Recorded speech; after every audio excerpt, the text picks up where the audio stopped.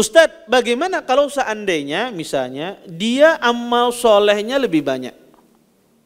Kemudian di situ tetapi di satu sisi lain ada dosa besarnya. Tapi kalau ditimbang amal solehnya lebih banyak. Tapi di situ ada dosa besarnya. Apakah tetap dia akan masuk surga? Iya, dia tetap akan masuk surga. Kalau seandainya amal solehnya lebih banyak, maka dia pasti akan masuk surga. Kenapa? Karena ini kesepakatan Ahlussunnah wal Jamaah.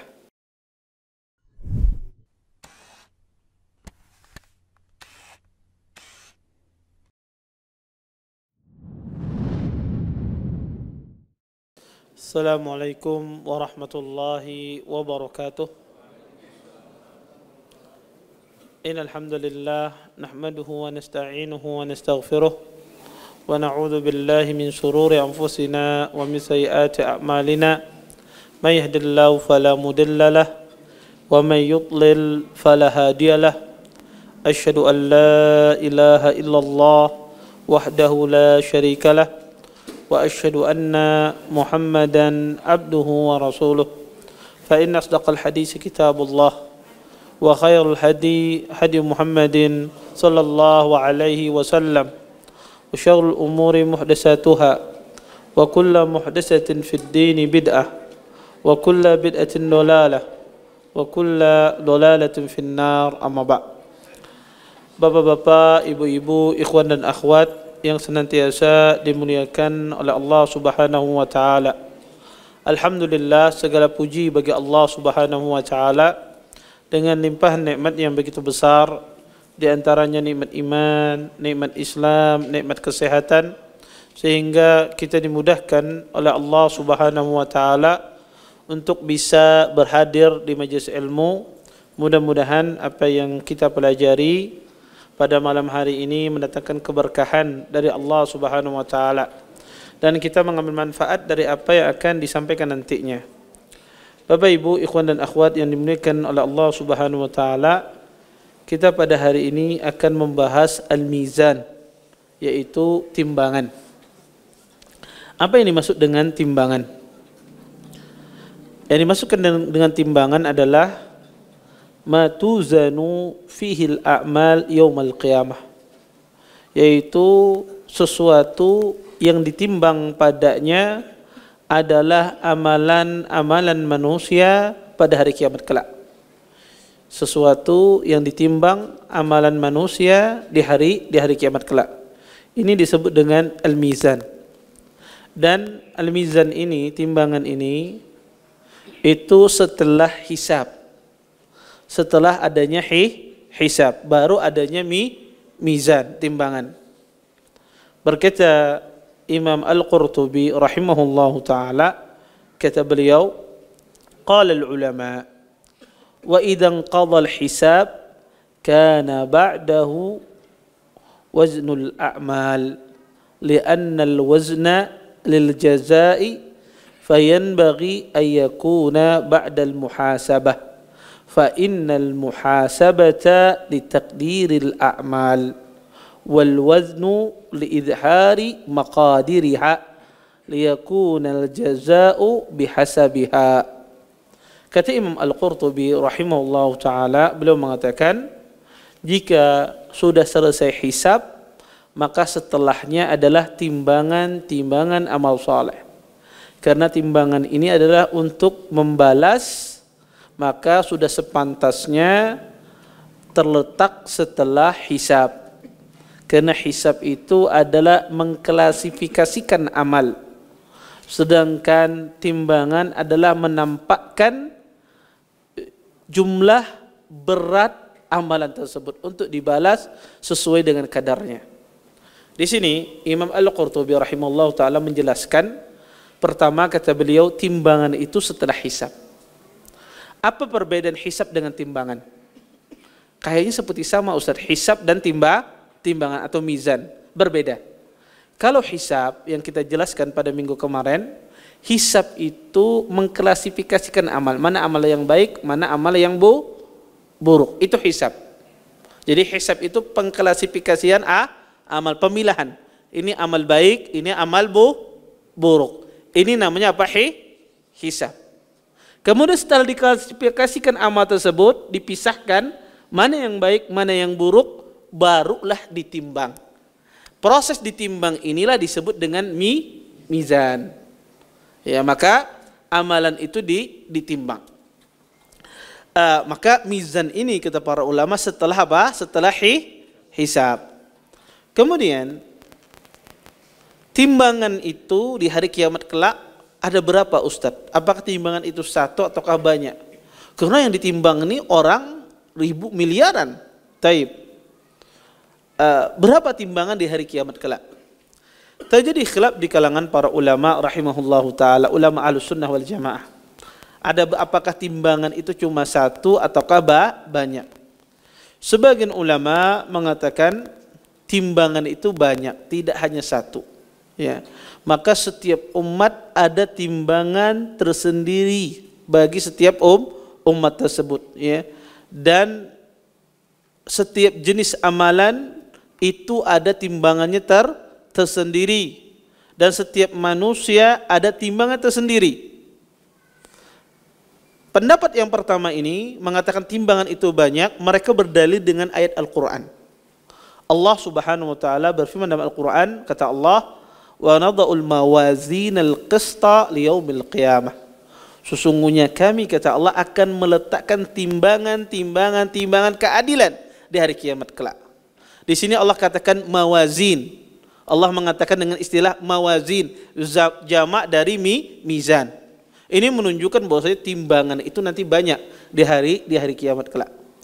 Sebagian ulama Ahlussunnah yang lain bahwasanya timbangan itu cuma satu, tidak banyak.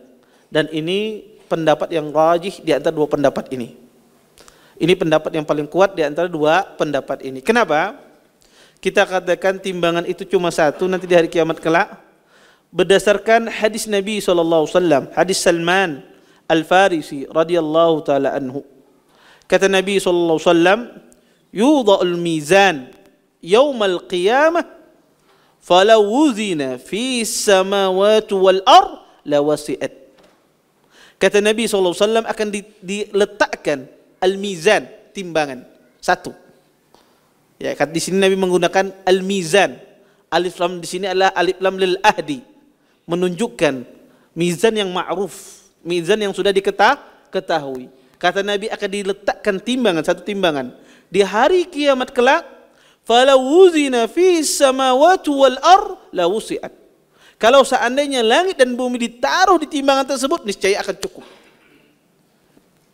Fataqulul malaikah, ya Rabb, liman yazin hadza? Wahai Tuhanku, ini timbangan untuk siapa? Kata Allah, liman syi'tu min khalqi. Ini timbangan untuk siapa saja dari makhluk yang Allah kehendaki, kata Allah. Kemudian malaikat pun mengatakan, subhanak ma abadnak haqqa ibadatik. Kata malaikat, maha suci engkau ya Allah, sesungguhnya kami tidak menyembahmu dengan sebenar-benar ibadah kepadamu. Hadis ini menjelaskan kepada kita bahwasanya timbangan itu cuma satu dari kiamat kelak. Kemudian ulama menjelaskan, adapun maksud di dalam ayat Al-Quran tadi yang mengatakan timbangan itu banyak, mawazin, itu menunjukkan bahwasanya yang dimaksudkan timbangan itu banyak dilihat dari orang yang ditimbang. Makanya Allah menggunakan mawazin, dilihat dari orang yang ditimbang. Karena yang ditimbang itu tidak hanya satu orang, tapi ditimbang itu banyak orang. Makanya menggunakan mawazin. Maksudnya adalah yang ditimbang. Atau kata para ulama, dimaksudkan di dalam ayat Al-Quran tadi, di dalam surah Al-Anbiya tadi, ayat 47, Allah mengatakan, wa nada'ul mawazinal qista, kami meletakkan timbangan-timbangan keadilan, pakai bentuk jamak di sini, untuk menegaskan begitu agungnya timbangan. Karena orang Arab, kalau mereka ingin menjelaskan sebuah keagungan, mereka menggunakan jamak. Mereka menggunakan istilah jamak. Makanya kata Allah, inna anzalna, ya, in anzalnahu fi lailatul qadar. Sesungguhnya Quran ini kami turunkan pada malam Lailatul Qadar. Padahal yang menurunkan Al-Quran siapa? Kenapa Allah menggunakan kami? Untuk menunjukkan ta'zim, keagungan. Kadang-kadang bentuk jamak itu dalam bahasa Arab menggunakan untuk keagungan. Makanya seseorang pemimpin misalnya, kalau dia ingin menjelaskan kebesaran dia, ya, keagungan dia, kekuasaan dia, dia biasanya menggunakan kami. Kami dari pemerintah misalnya. Pasti dia menggunakan istilah kami. Kenapa? Karena ingin menjelaskan kebesarannya. Maka seperti itu pula dalam bahasa Arab. Kadang-kadang digunakan bentuk jamak itu untuk menjelaskan kebesaran, keagungan. Maka di dalam ayat tadi kata para ulama bukan menjelaskan timbangan itu banyak, tapi ingin Allah Subhanahu wa taala ingin menjelaskan begitu agungnya timbangan ini di sisi Allah Subhanahu wa taala. Baik. Kemudian bagaimana sifat timbangan itu nanti di hari kiamat kelak? Ya. Kata para ulama, ya, timbangan itu timbangan yang hakiki. Itu betul-betul timbangan yang hakiki, bukan majas sebagaimana yang diingkari oleh orang-orang Mu'tazilah. Nanti kita akan jelaskan. Timbangan itu adalah timbangan yang hakiki yang benar adanya. Kemudian timbangan tersebut memiliki dua daun timbangan.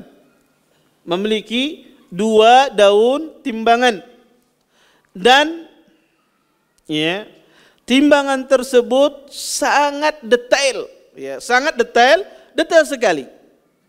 Adapun dalil-dalil tentang masalah ini sangat banyak. Di antara dalil yang menjelaskan, ya, timbangan tersebut adalah hakiki, ya, firman Allah Subhanahu wa taala di dalam Al-Qur'an.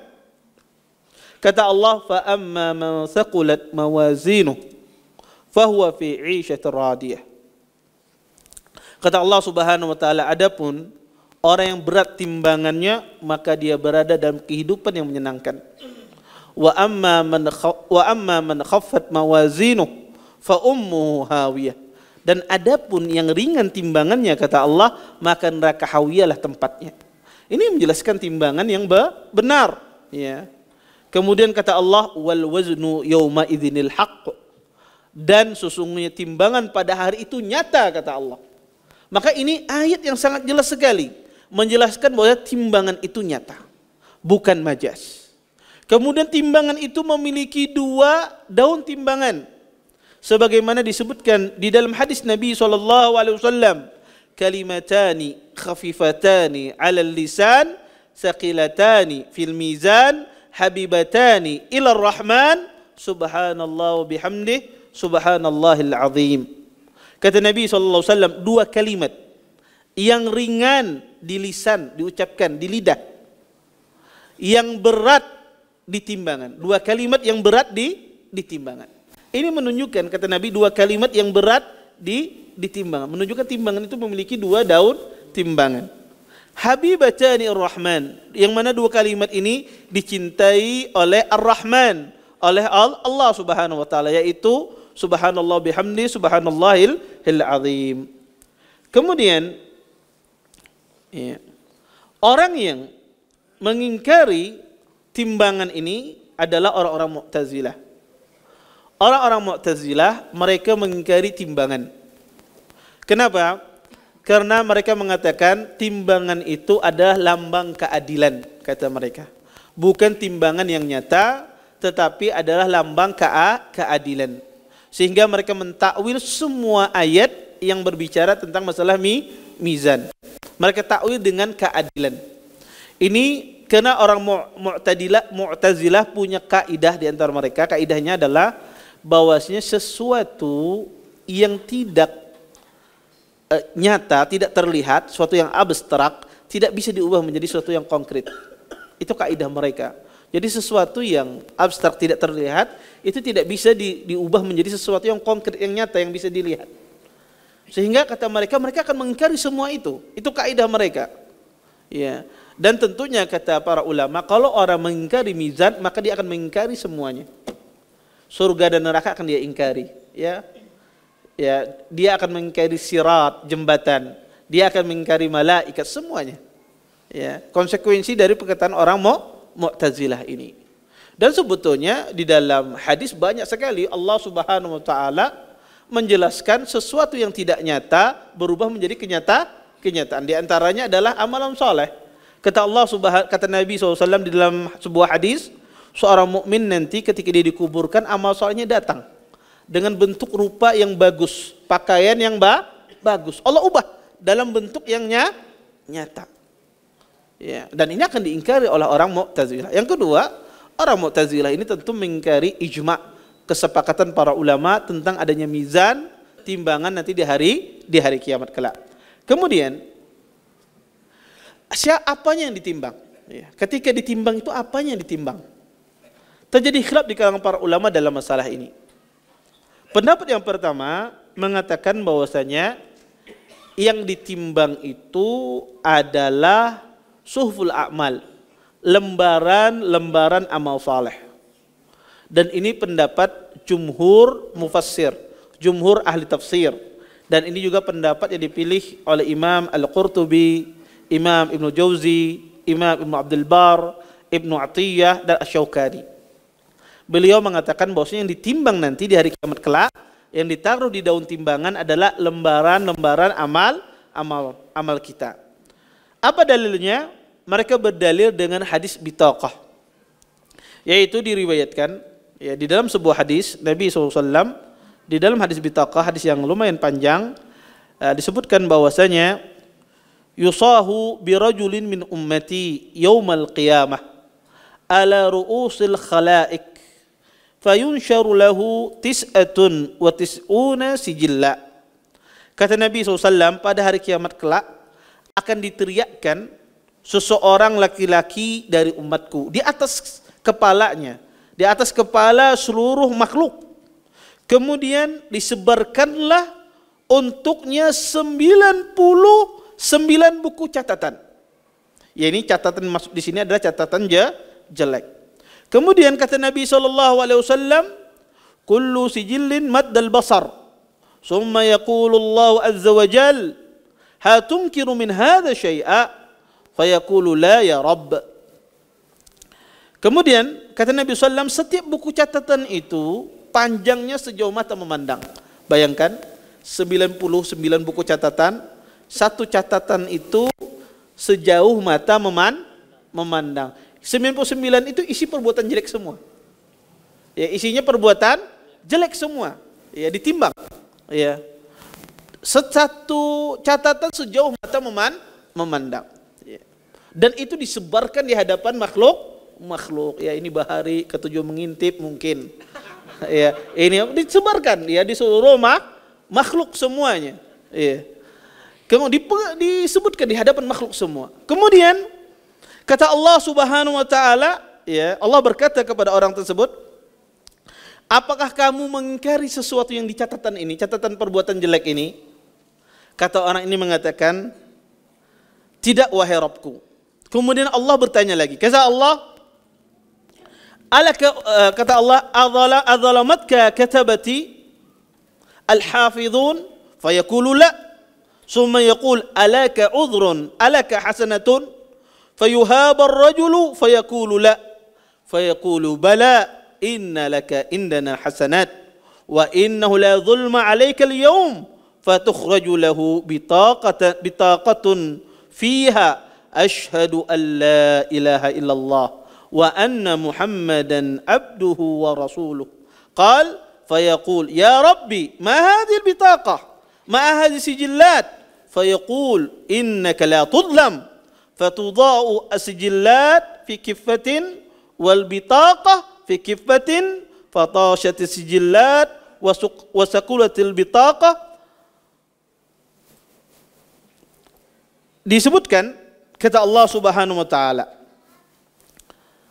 kata Allah berkata kepada orang tersebut, apakah kata Allah malaikatku penulisku mendolimumu ketika mencatat ini? Apakah malaikat mendolimumu? Kemudian kata orang ini mengatakan, tidak wahai Allah, ini benar. Ya, di dalam catatan ini semuanya benar, tidak ada kezaliman, kata orang tersebut. Kemudian kata Allah, apakah kamu punya uzur sehingga untuk dihapuskan? Adakah uzur kata Allah? Kata orang, tidak ada wahai Allah, benar itu saya lakukan. Ya, tidak ada uzur bagi saya kata dia. Kemudian kata Allah, kira-kira kamu ini punya kebaikan apa tidak? Ya. Kemudian orang ini pun takut. Ya. Kemudian dia menjawab, tidak ada ya Allah.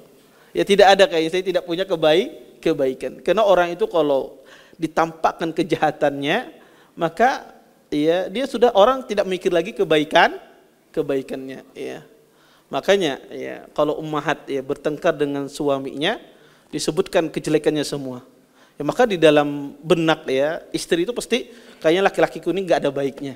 Ya, semuanya disebutkan. Ya, laki-laki pun bingung ketika disebutkan apa kejelekannya semua, dia mikir, ya Allah apa baiknya saya ini pada istri. Ya, ya. Maka orang kalau disebutkan kejelekannya banyak, gitu ya, susah orang mikir adakah dia punya kebaikan. Kemudian kata orang ini menjawab, tidak wahai Allah, saya tidak punya kebaikan. Kata Allah, ada. Kamu ada punya berbuat amal saleh. Akhirnya ditampakkanlah, dikeluarkanlah sebuah kartu, yang mana di kartu tersebut bertulisan kalimat asyhadu an la ilaha illallah wa asyhadu anna muhammadar rasulullah. Kemudian kata orang ini, ya Allah untuk apa kartu ini, kata orang ini. Tidak sebanding dengan apa? Maksiat yang saya kerjakan, ya Allah tidak ada manfaatnya kartu ini. Kata Allah, ya ditimbang. Subhanallah, ketika ditimbang ternyata kalimat la ilaha illallah ini lebih berat daripada semua 99 catatan tadi, ya. Dan orang tersebut pun diberatkan dengan amalan kebaikannya.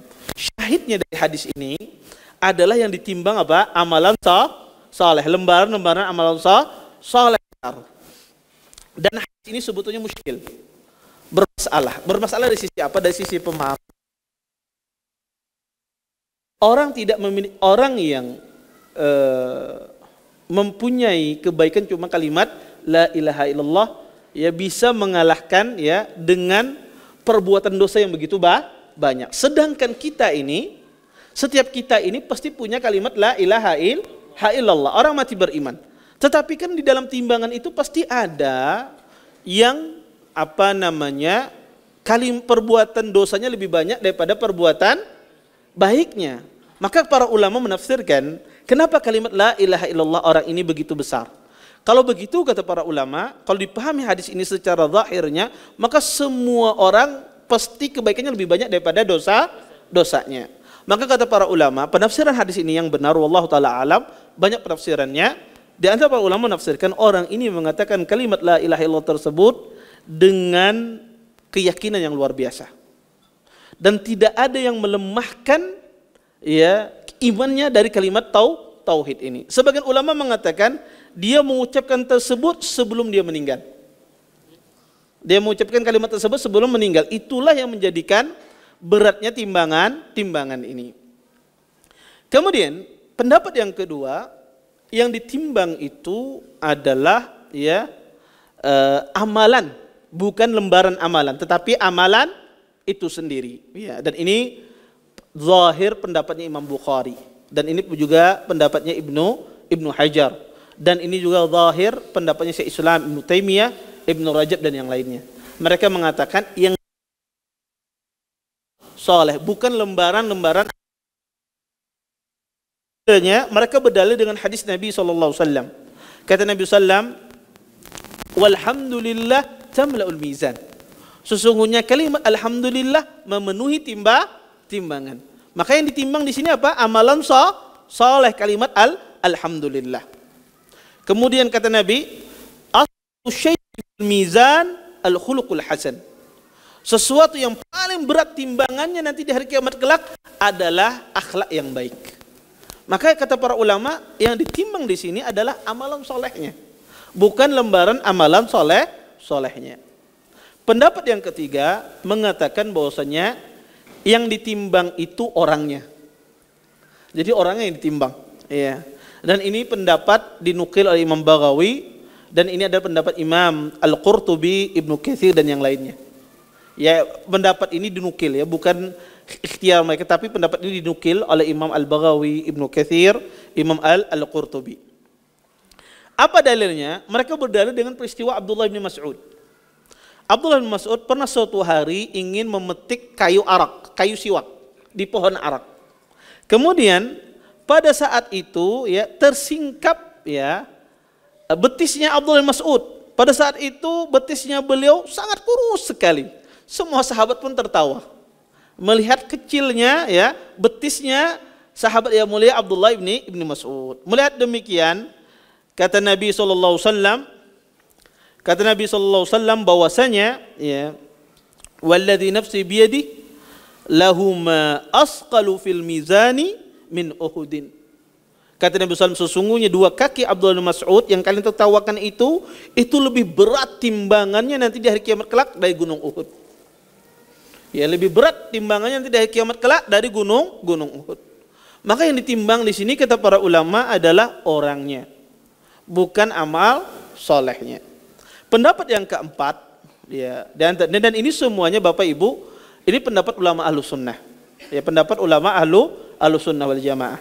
Pendapat yang keempat, mereka mengatakan bahwasanya pada asalnya ditimbang itu semuanya. Lembarannya ditimbang, amal solehnya ditimbang, orangnya pun ditimbang. Tapi kadang-kadang ditimbang, bisa jadi kadang-kadang yang hanya ditimbang adalah amalan solehnya. Dan kadang-kadang bisa jadi yang ditimbang adalah orang. Kadang-kadang yang ditimbang adalah lembaran amalan solehnya, ya. Dan ini ya pendapat ya yang dikemukakan oleh sebagian para ulama karena mereka berusaha mengumpulkan pendapat-pendapat yang tadi, yang sebelumnya. Pendapat yang kelima, bahwasanya yang ditimbang adalah ya amalan bersama orangnya. Ya, amalan bersama orangnya. Dan ini pendapat ini dinukil oleh Imam Asy-Syafi'i ini, dan beliau tidak menyebutkan siapa yang berpendapat dari ulama Ahlussunnah. Kemudian pendapat yang keenam, bahwasanya yang ditimbang adalah orangnya dengan lembaran amalan solehnya. Wallahu ta'ala a'lam, pendapat yang paling benar dalam masalah ini adalah pada asalnya yang ditimbang itu adalah lembaran amalan soleh. Pada asalnya yang ditimbang itu adalah lembaran amalan soleh. Dan bisa jadi ditimbang dengan lembaran amal soleh tersebut amalannya. Dan bisa jadi juga ditimbang bersamanya orangnya. Ya. Maka inilah pendapat yang benar, pendapat yang paling rajih dalam masalah ini. Wallahu ta'ala alam. Taib. Kemudian, apa saja yang dimasukkan di dalam timbangan amalan soleh tersebut? Ya. Apa saja yang ditimbang di dalam amalan soleh tersebut? Ya. Pertama, yang akan ditimbang nanti di dalam timbangan tersebut adalah segala sesuatu yang dilakukan manusia di waktu hidupnya pasti akan ditimbang. Atau perbuatan yang dia lakukan di masa hidupnya, kemudian pahalanya terus mengalir sampai dia meninggal, itu pun juga akan masuk timbangan.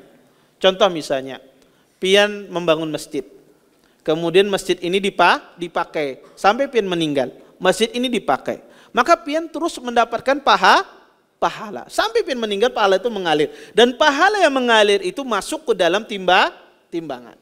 Ini pertama, semua yang kita amalkan di dunia itu akan ditimbang, termasuk amal soleh kita terus berlanjut, amal soleh jariah kita sampai hari kiamat, ya, sampai dipakai terus dimasukkan dalam timbangan. Seperti itu pula perbuatan dosa.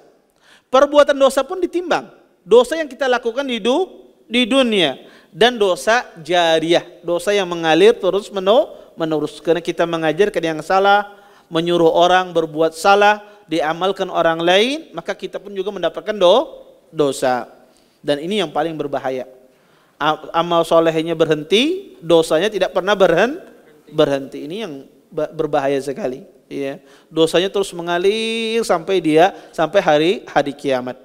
Kemudian yang kedua Bapak Ibu, yang dimasukkan juga di dalam timbangan adalah sesuatu yang dihadiahkan kepada si mayit. Dihadiahkan kepada si mayit dari amal hasanah, dari amal soleh. Maka ini masuk di dalam timbangan. Tentu ulama Ahlussunnah wal Jamaah ya mengatakan yang boleh dihadiahkan dari amalan soleh itu pertama adalah sedekah. Sedekah itu sampai kepada si mayit. Ini ijma. Ulama Ahlussunnah tidak ada berselisih masalah ini. Sedekah itu sampai kepada si mayit. Kemudian yang kedua yang terjadi khilaf adalah haji dan umrah. Yang benar adalah ini juga sampai kepada si mayit. Berdasarkan ya hadis Abdullah bin Abbas, ya, Nabi SAW pernah mendengar seseorang mengatakan labbaika an syubrumah. Kata Nabi, man syubrumah? Qala akhun li au qaribun li. Kata Ibnu Abbas, Nabi pernah mendengar seseorang mengatakan labbaika an syubrumah. Nabi bertanya, siapa itu syubrumah?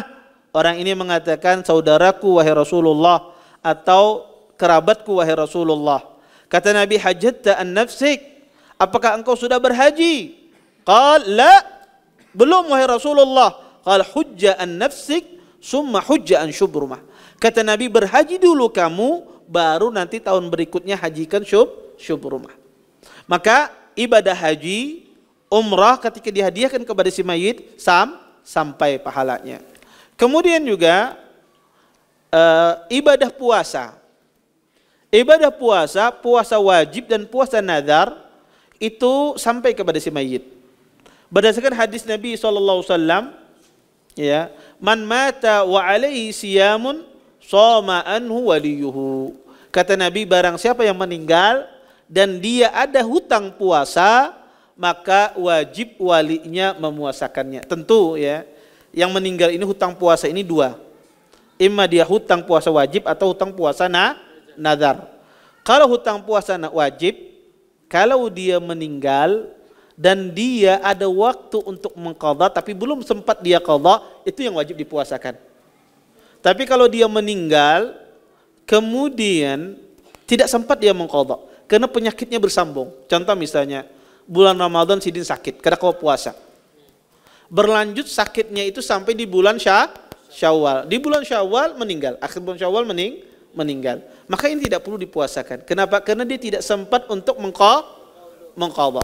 Tapi orang yang berpuasa di bulan Ramadan tidak bisa berpuasa karena sakit, dan subhanallah di bulan Syawal sembuh beliau, tidak sakit. Ada kesempatan untuk mengqadha, tapi beliau tunda. Kan nanti ajalah, nanti di bulan Dzulqa'dah saya qadha. Iya. Ternyata qadarullah di bulan Dzulqa'dahnya sidin Nah, ini yang wajib dipuasakan. Orang semacam ini yang wajib dipuasakan.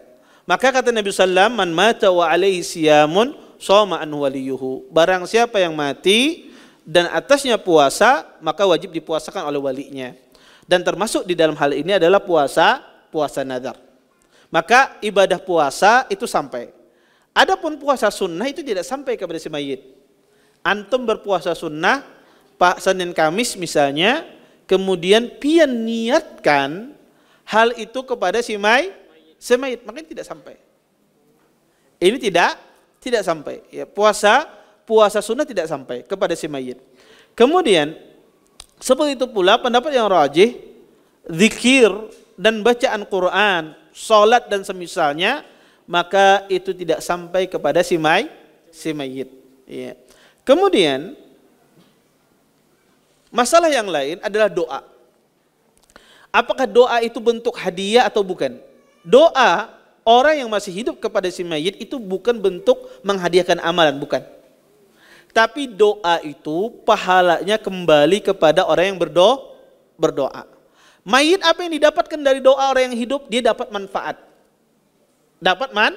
Manfaat. Contoh misalnya, ada seseorang berdoa kepada Allah Subhanahu wa taala. Kemudian, ya Allah, ya ampunilah dosa-dosa abahku misalnya.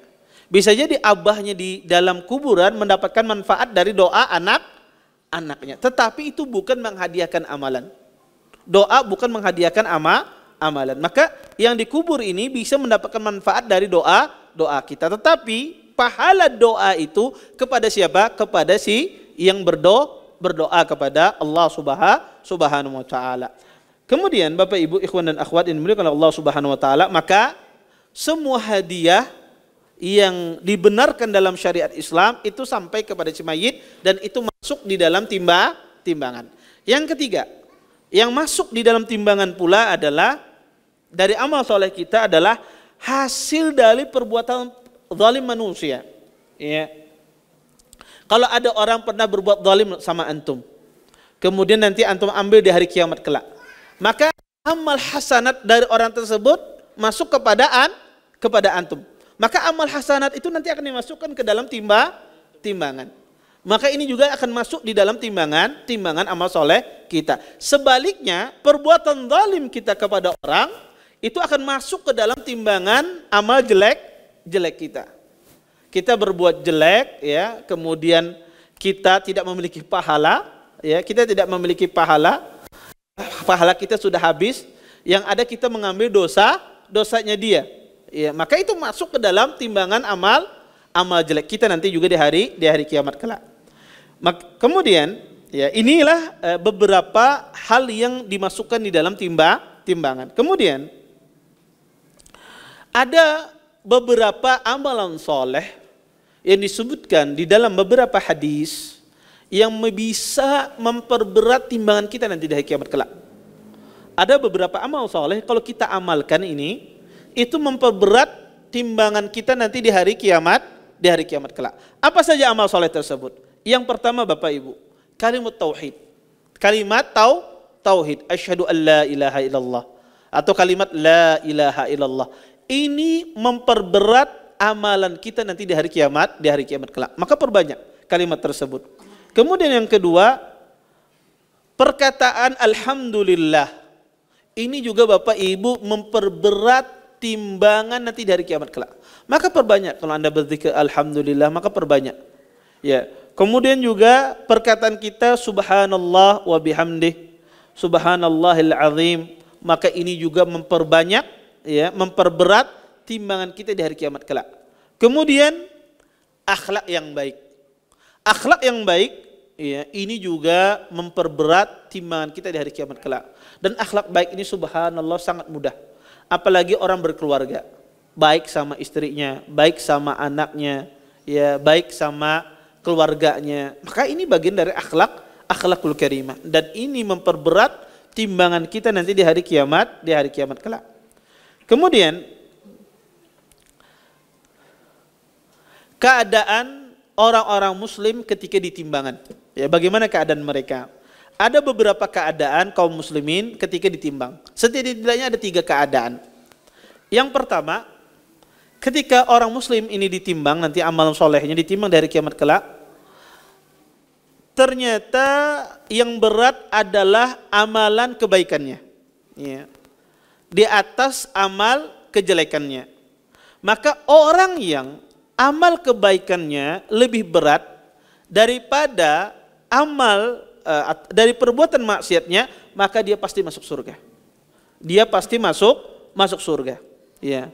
Dan tanpa diadab, dia pasti masuk surga. Ini berdasarkan keumuman firman Allah Subhanahu wa taala di dalam Al-Qur'an. Kata Allah, "Faman saqulat mawazinuh faulaika humul muflihun." Kata Allah Subhanahu wa taala, dan adapun orang yang berat timbangannya, mereka adalah orang-orang yang beruntung. Artinya mereka lah orang-orang yang masuk surga. Kemudian, Ustadz, bagaimana kalau seandainya misalnya dia amal solehnya lebih banyak? Kemudian di situ tetapi di satu sisi lain ada dosa besarnya. Tapi kalau ditimbang amal solehnya lebih banyak. Tapi di situ ada dosa besarnya. Apakah tetap dia akan masuk surga? Iya. Dia tetap akan masuk surga. Kalau seandainya amal solehnya lebih banyak, maka dia pasti akan masuk surga. Kenapa? Karena ini kesepakatan Ahlussunnah wal Jamaah. Ini kesepakatan ulama Ahlussunnah wal Jamaah.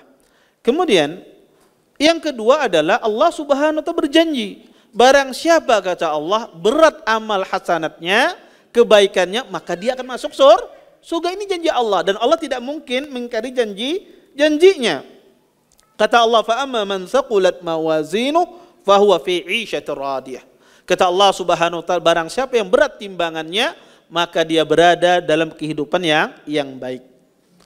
Kemudian Bapak Ibu, ikhwan dan akhwat yang dimuliakan oleh Allah Subhanahu wa taala, dan orang yang berat timbangan kebaikannya di atas perbuatan dosanya, ini juga bermacam-macam.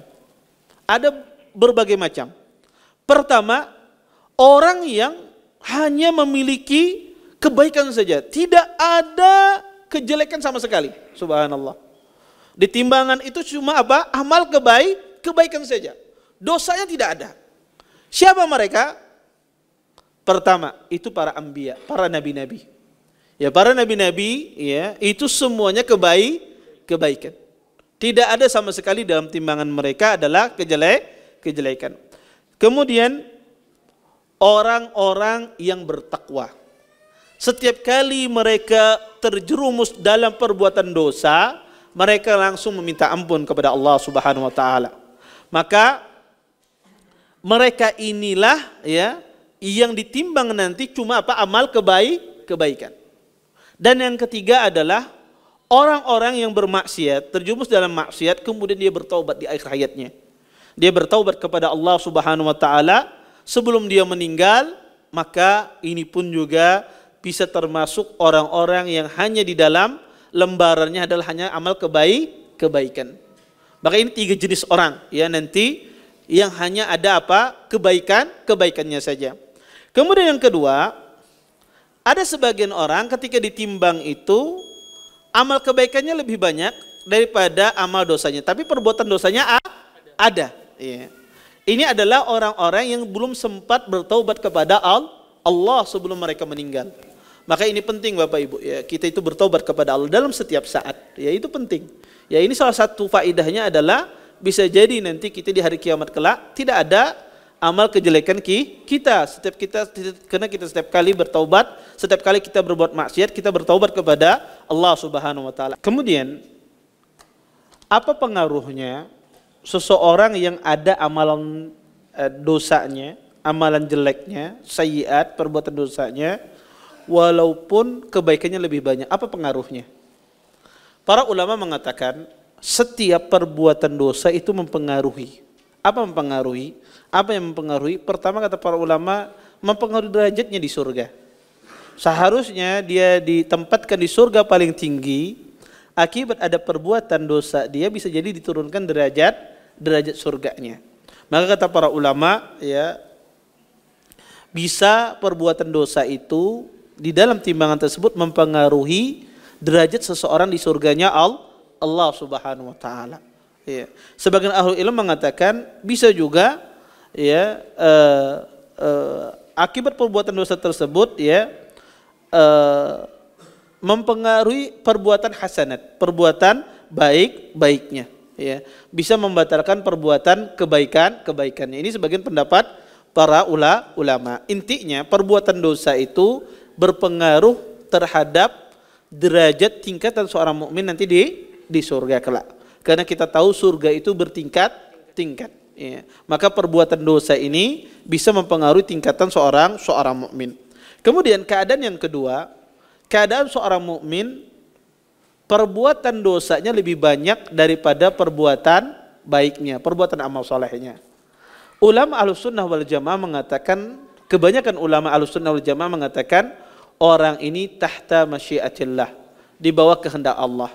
Tapi sebagian ulama Ahlussunnah mengatakan dia masuk neraka.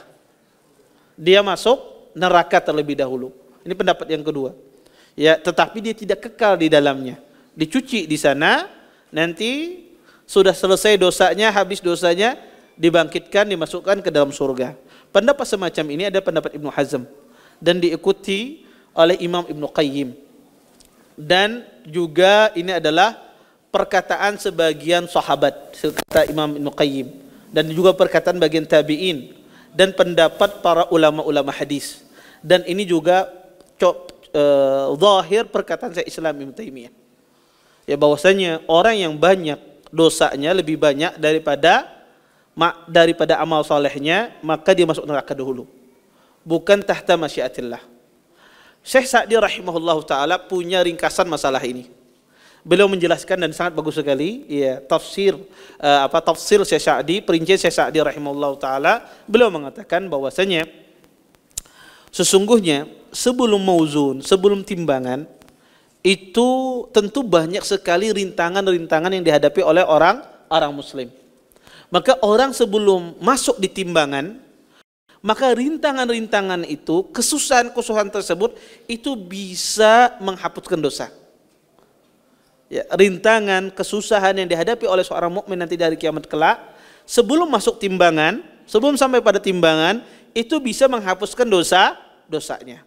Kemudian kata beliau, setelah orang itu sampai di timbangan, ditimbang amal solehnya, maka kalau amal dosanya lebih banyak, perbuatan dosanya lebih banyak, maka kata beliau tempatnya di neraka. Kecuali dia mendapatkan syafaat agar tidak memasuki neraka, langsung masuk surga. Ya, sebagaimana kita bahas pada permasalahan syafaat.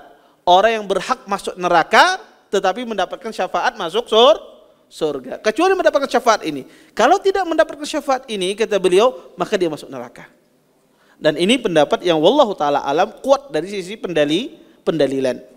Kemudian keadaan yang ketiga adalah perbuatan dosanya dan perbuatan amal solehnya sama. Tidak ada yang mana lebih berat nanti di hari kiamat kelak.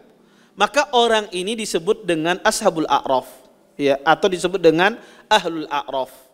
Ya, mereka nanti berada di a'raf, nanti mereka akan mendapatkan ya surga, angin surga, mendapatkan angin neraka. Dia akan mendapatkan ya ahlul a'raf tersebut, dia kadang-kadang dia mendapatkan kenikmatan, kadang-kadang dia juga mendapatkan kesusahan. Tetapi nanti akhirnya ashabul a'raf ini akan masuk surga. Dia cuma sementara saja di sana, tetapi dia nanti akan masuk surga. Kemudian Bapak Ibu ikhwan dan akhwat yang dimuliakan oleh Allah Subhanahu wa taala, permasalahan terakhir dari permasalahan al-mizan ini adalah siapa yang dikecualikan dari timbangan? Siapa yang tidak ditimbang nanti di hari kiamat kelak? Ya. Pertama, para ulama mengatakan yang tidak masuk dalam timbangan ini adalah, pertama kata mereka adalah orang mukmin yang masuk surga tanpa hisab. Orang-orang beriman yang masuk surga tanpa hisab, maka mereka tidak ditimbang. Ini adalah pendapat Imam Ibnu Hajar dan Al-Qurtubi. Mereka mengatakan bahwasanya orang mukmin masuk surga tanpa hisab, maka dia tidak ditimbang. Oleh karena itu kata mereka, mimbabi aula itu para nabi-nabi.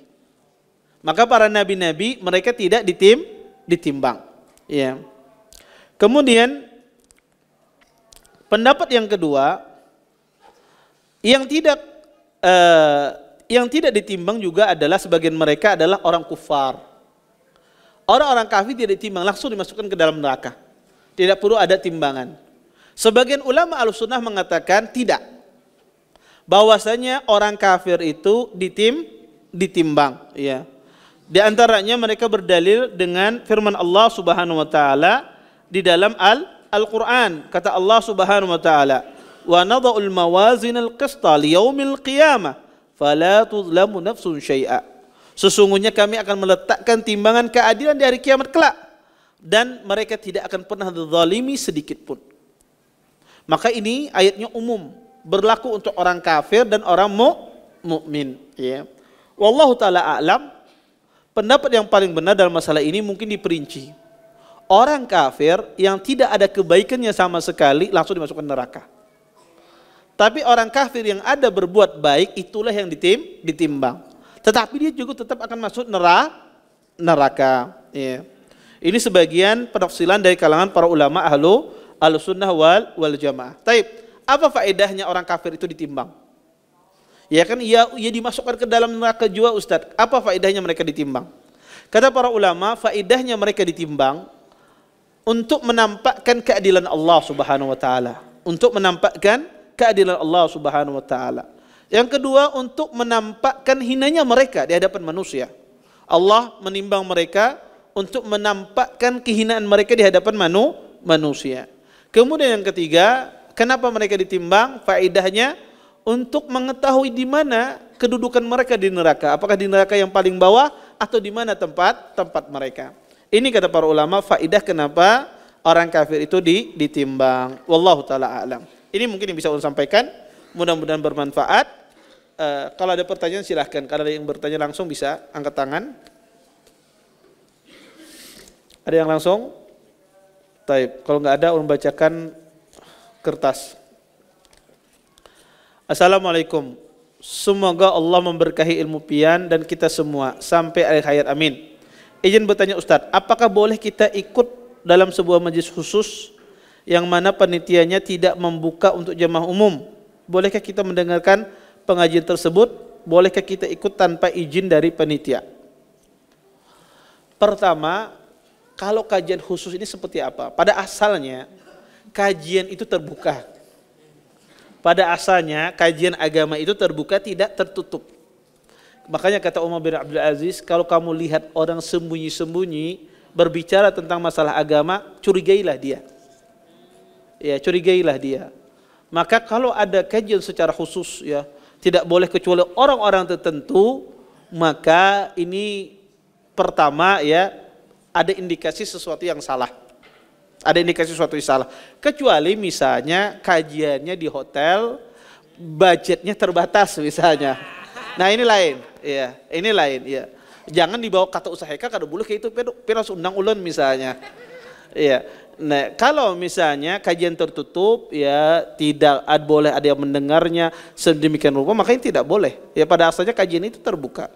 Makanya ciri khas Ahlussunnah itu kajiannya terbuka di masjid, ya, di musalla, ya, tidak di ruang-ruang tertutup, ya. Karena asalnya untuk apa disembunyikan? Yang kita sampaikan adalah al-haq, ya, maka tidak boleh. Kemudian yang kedua, bolehkah kita mendengarkan pengajian tersebut? Itu tadi kita katakan tadi, ya, pengajian semacam ini saya tidak tahu seperti apa bentuknya. Tapi kalau tertutup, tidak boleh orang lain mendengar, ya, makanya tidak boleh. Kecuali misalnya pengajian dikhususkan untuk akhwat saja boleh hadir, tidak ada masalah. Yang laki-laki kada boleh hadir, emang ini ada maslahatnya. Iya. Atau kajian khusus ikhwan saja misalnya. Karena tidak ada disediakan tempat untuk akhwat, ini tidak ada masalahnya. Tetapi terbuka untuk ikhwan. Tetapi kalau tertutup, ya, tidak ada sesuatu, maka ini pada asalnya tidak boleh, ya.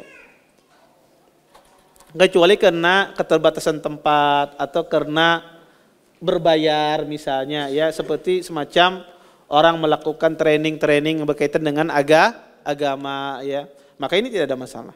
Taib. Bolehkah kita ikut tanpa izin dari panitia? Ya tentu, ya, kalau acaranya khusus, ya tidak boleh Anda ikut, ya.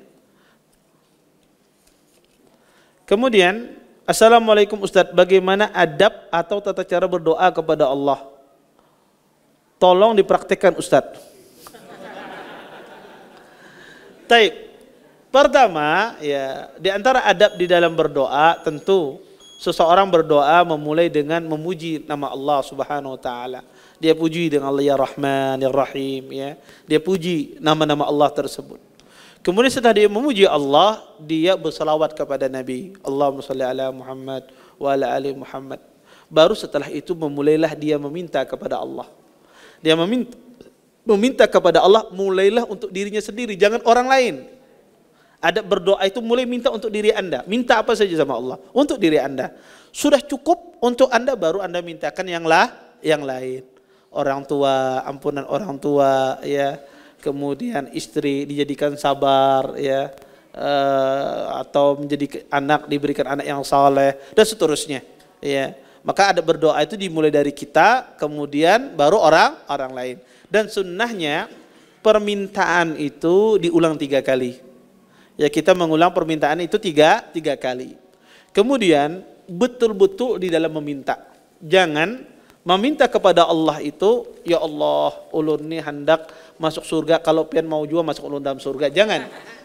Kata Nabi, falyazim fil mas'alah. Betul-betul meminta di dalam berdoa. Kemudian di antara ada berdoa, tidak boleh kita ghafil, lalai dalam berdoa kepada Allah yang masukkan surga, tapi otaknya sepak bola, mikirkan bola pertandingan, tapi dia berdoa kepada Allah. Ini hati yang lalai. Maka tidak boleh seseorang berdoa kepada Allah, ya, dalam hati yang lalai. Ya, di antara ada berdoa, ya, tidak dalam kondisi lalai. Kemudian betul-betul dia meminta ilhah.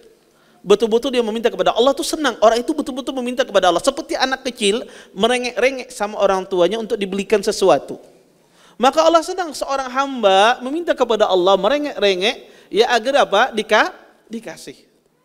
Kemudian di antara adab berdoa adalah mengangkat tangan. Pada asalnya berdoa itu mengangkat tangan. Kecuali di tempat-tempat di mana Nabi tidak mengangkat tangan, kita tidak mengangkat tangan. Misalnya Ketika makan Nabi tidak mengangkat tangan, maka kita tidak mengangkat tangan. Selesai makan Nabi tidak pernah mengangkat tangan, kita juga tidak mengangkat tangan. Maka pada asalnya berdoa itu mengangkat tangan, kecuali di tempat-tempat di mana Nabi tidak mengangkat tangan, kita tidak mengangkat tangan. Kemudian di antara adab juga di dalam berdoa adalah seseorang juga memperhatikan apa yang dia makan, karena sangat mempengaruhi istijabah doa orang tersebut. Apa yang dia makan? Kalau dia memakan dari sesuatu yang haram, dia memakan dari sesuatu yang tidak dibenarkan dalam syariat, maka doanya akan lambat dikabulkan oleh Allah Subhanahu wa taala. Kemudian di antara adab berdoa, hendaknya dia berusaha memilih waktu-waktu yang mustajab. Maka subhanallah, kita ini banyak sekali waktu-waktu yang mustajab. Di dalam salat ada waktu mustajab, di waktu sujud, di waktu tasyahud akhir, itu ada doa, itu waktu mustajab. Antara azan dan iqamah itu waktu mustajab. Tadi Jumat sebelum terbenam matahari itu adalah waktu mustajab. Maka pilihlah waktu-waktu yang mustajab. Sepertiga malam akhir itu waktu-waktu mustajab. Maka perhatikan adab semacam ini. Kemudian setelah itu maka ditutup doanya dengan memuji Allah, dan juga dia tutup doanya dengan bersalawat kepada Nabi. Ini diantara adab-adab di dalam berdoa. Wallahu ta'ala a'lam. Taib. Apa hukumnya sholat di masjid yang ada kuburan? Karena ketika datang kuburannya tidak terlihat, tapi pas pulang baru kuburannya terlihat.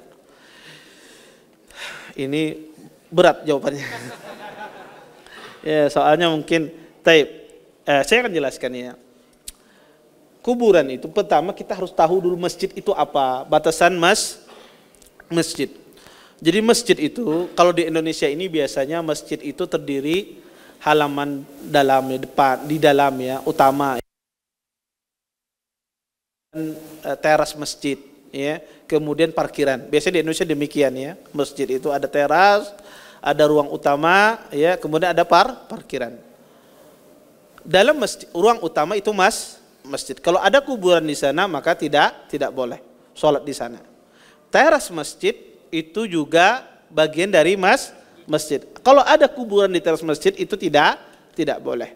Kemudian yang ketiga adalah kuburannya di halaman masjid. Halaman di sini yang saya maksudkan adalah parkiran, bukan di teras. Parkiran, biasanya Anda naruh sendal, naruh parkiran mobil, tempat WC dan semisalnya. Ada kuburan di sana misalnya. Apa hukum sholat di masjid sana? Maka insya Allah tidak mengapa. Kita bertanya hukumnya sholatnya sah apa tidak ya ini. Bukan saya mengatakan afdal sholat di sana, tidak. Saya hanya membahas dari sisi hukum sah apa tidak sholatnya. Kalau pian bisa mencari masjid tidak ada kuburannya itu tentu yang lebih baik. Ini kalau misalnya terdapat masjid demikian.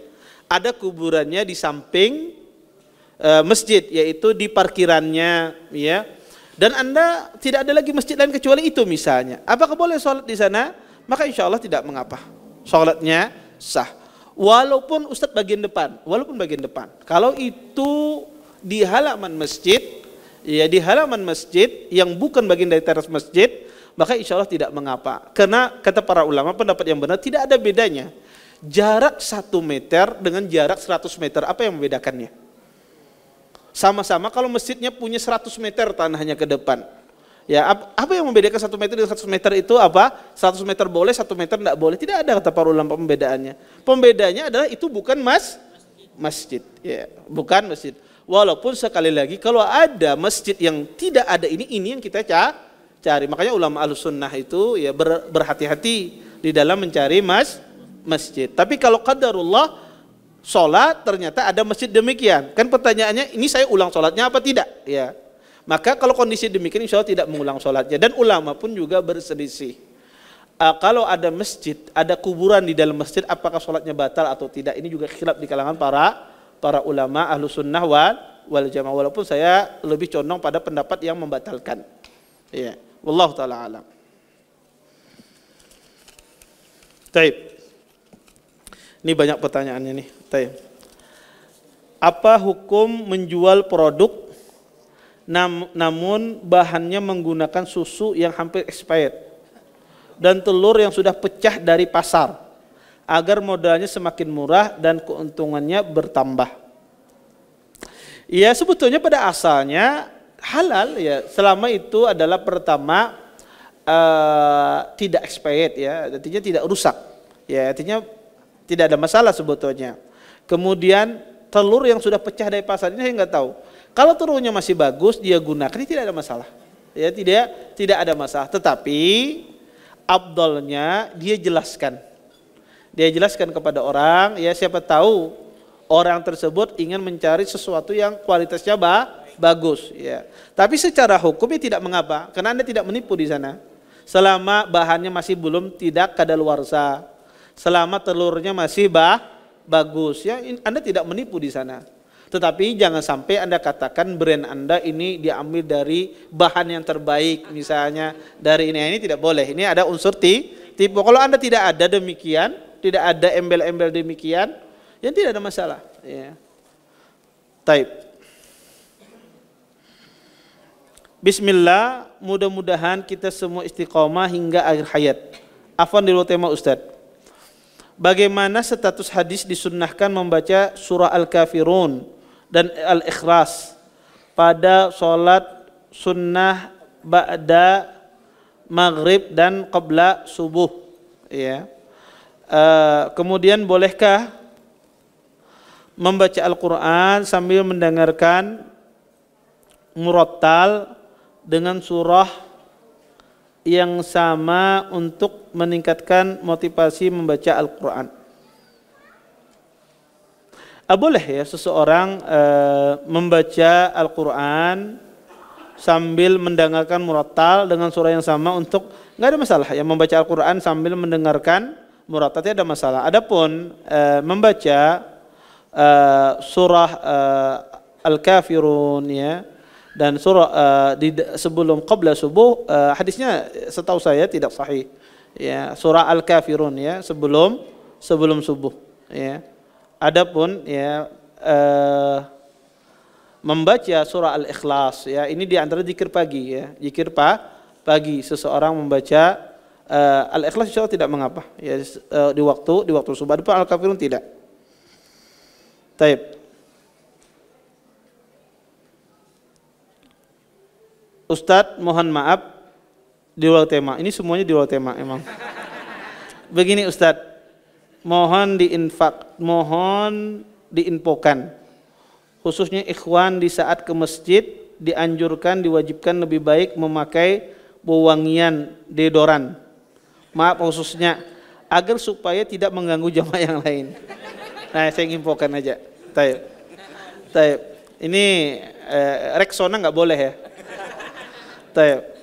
Assalamualaikum warahmatullahi wabarakatuh. Apakah orang soleh yang selalu istiqamah di akhir hayatnya sakratul maut akan mendapatkan husnul khatimah?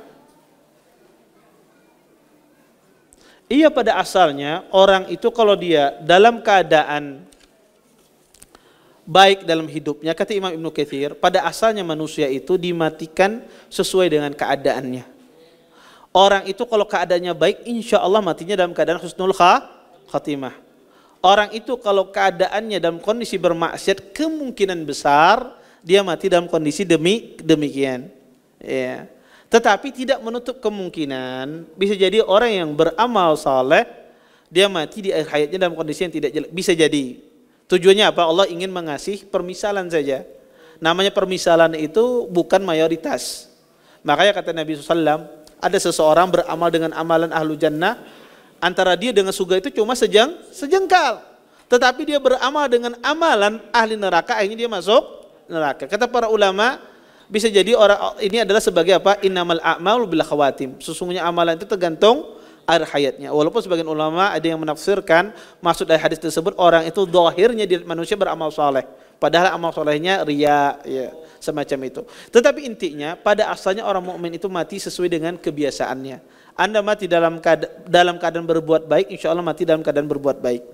Orang tua yang mewasiatkan hartanya semua kepada anak angkat wanita, sementara anak kandungnya sendiri laki-laki tidak diberi apa-apa. Apakah hal ini bisa dituntut di pengadilan haknya oleh anak kandung laki-laki tadi? Berapakah bagian anak angkat yang wanita? Kalau dia wasiat, maka wasiat itu hanya dikeluarkan sepertiga. Maka sisanya dikasihkan kepada ahli waris.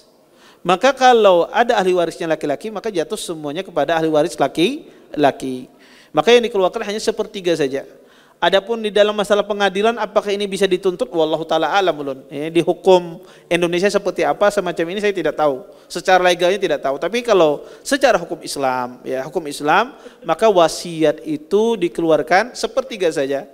Sisanya dikasihkan kepada ahli warisnya. Ini dalam Islam. Tapi kalau di hukum negara, kalau sudah hitam putih, apakah bisa dibatalkan? Wallahu ta'ala alam. Saya tidak tahu. Nanti ditanya kepada ahli hukum. Assalamualaikum Ustadz.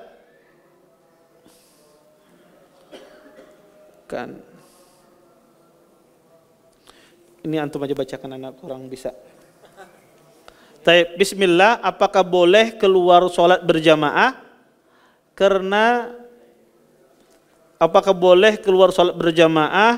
karena orang di samping kita badannya berbau? Masya Allah. Ini kayaknya orang yang sama nulis dari Doren. Taib. Boleh meninggalkan salat berjamaah kalau di samping kita orangnya berbau. Boleh, ya tidak ada masalah. Atau Anda berpindah softnya, berpindah saf sampingnya, ya nggak ada masalah. Ya, diperbolehkan. Itu uzur, ya. Karena itu mengganggu kekhusyuan orang. Sedangkan seseorang menahan kentut disuruh dibatalkan salatnya karena mengganggu kekhusyuan, apalagi badan berbau, ya. Setiap detik dia mencium misalnya badannya tersebut, maka boleh dia berpindah. Taib. Afwan Ustadz, izin melanjutkan konteks pertanyaan pengajian khusus. Langsung diteruskan sini nih.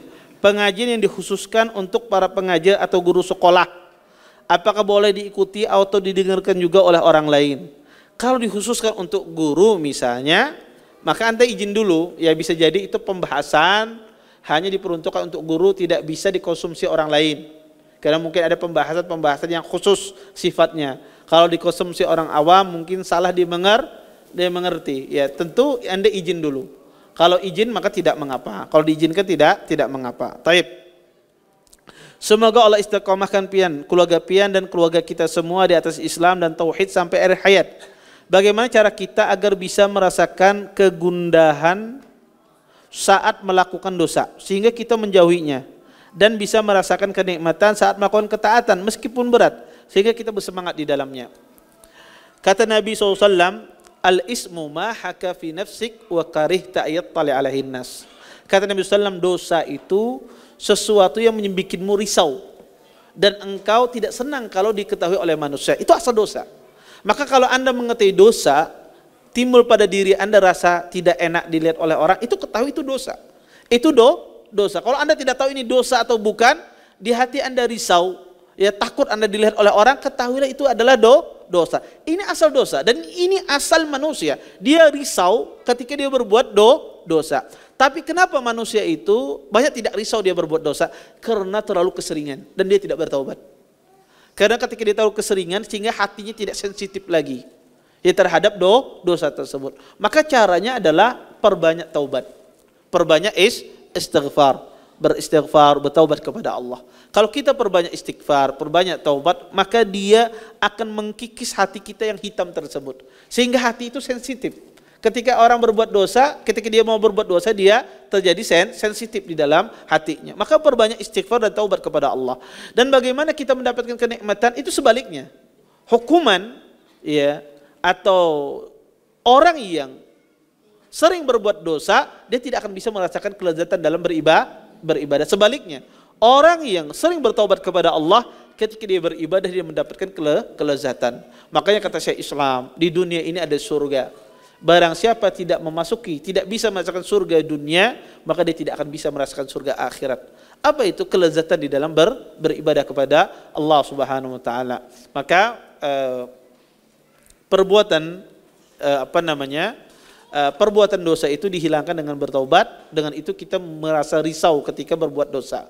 Dan perbuatan baik, kita mendapatkan kelezatannya. Dengan kita tadi menghindari perbuatan dosa, otomatis kita mendapatkan kelezatan di dalam beribadah kepada Allah Subhanahu wa taala. Taib. Apa penyebab dari kekhusyuan saat bermain game dan mengantuk saat membaca Al-Qur'an? Ya syaitan membisiki. Iya. Iya, orang sama ya, membaca Al-Qur'an sebaris dua baris sudah menguap-nguap. Buka WA kada sing nguap-nguapan. Padahal waktu guring kau aja 2 jam baca WA. Ya. Membaca apa aja kau aja. Yaitu pas datang ya membaca kitab, ya membaca buku, baru dapat 3 baris sudah hilang akalnya kemana-mana. Sudah ngantuk saja. Kan itu bisikan syaitan. Ya bisikan syaitan. Ya. Dan juga faktor syahwat. Ya faktor syahwat. Taib.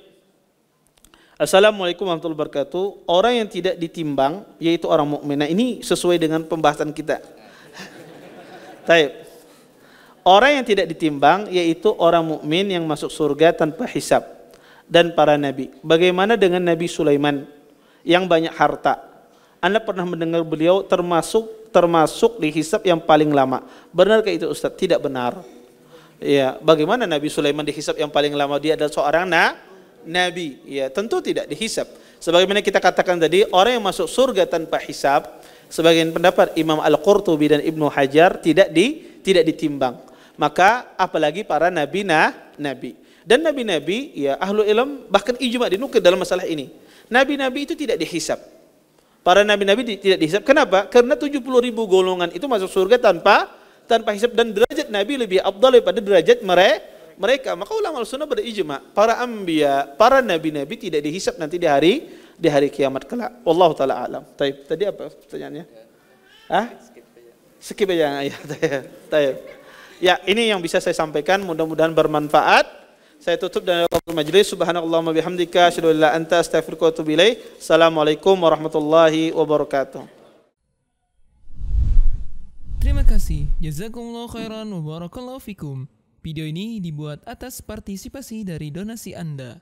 Semoga menjadi amal jariah bagi Anda semuanya.